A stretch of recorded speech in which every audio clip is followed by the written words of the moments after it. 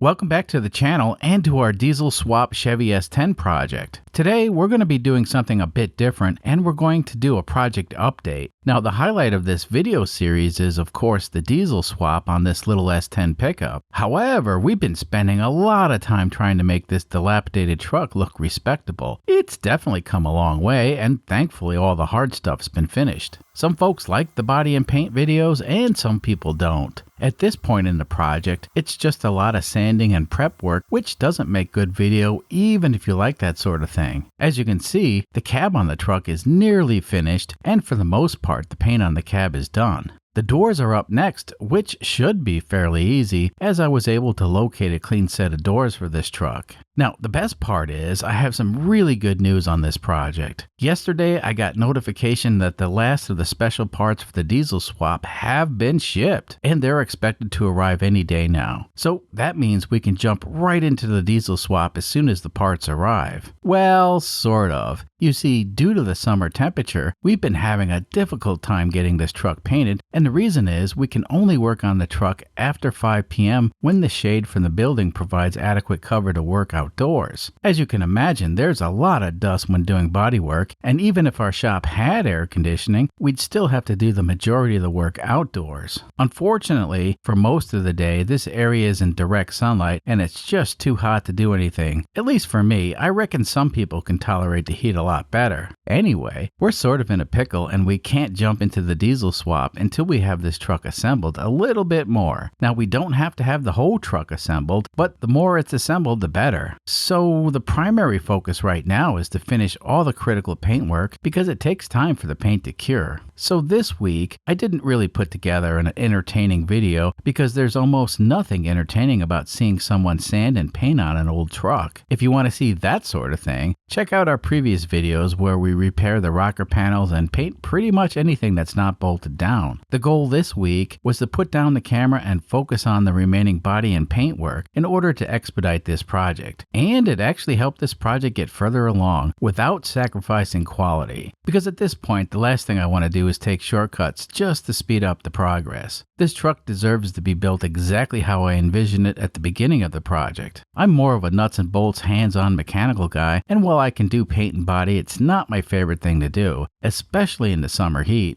So I'm really looking forward to doing the diesel swap on this truck. The best part of the upcoming diesel swap is the only fabrication will be the front motor mounts and the exhaust system. Everything else should be plug and play. Of course, once we get the truck up and running, then we'll improve on it with some custom parts for both performance and fuel economy. Now, normally when I run into a time crunch and I can't get a video delivered in time, I post a short note right here to let the viewers know that there won't be a video. For the most part, that works, but not everybody gets the notification, and I do get a lot of emails from concerned viewers asking why I haven't posted a video. Well, this week, instead of posting a quick note, I went ahead and put together a simple video just to let everybody know that we're fine and we're making progress. So this truck ended up being a lot more work than I originally thought due to it having a bit more rust than I wanted to deal with. Some folks may think that perhaps buying a better truck would have been a better choice, and that's a tough call. It turns out there are more expensive trucks that can be found locally, but they all have rust in the same place as our truck did. So sometimes spending more money doesn't get you a better truck. At least with this truck, the rust was repairable, but basically the doors, the fenders, the hood, the rocker panels, the cab corners, and the floor pan had to be replaced. That's a lot of parts. But now we have a rust-free truck. And on this vintage of Chevy, finding a rust-free example locally at a decent price is nearly impossible. Although it can be done, my other S10 pickup is a prime example. Of course, this truck required a ton of work to put it back on the road because it sat in the desert for so long. Okay, I'm just rambling now.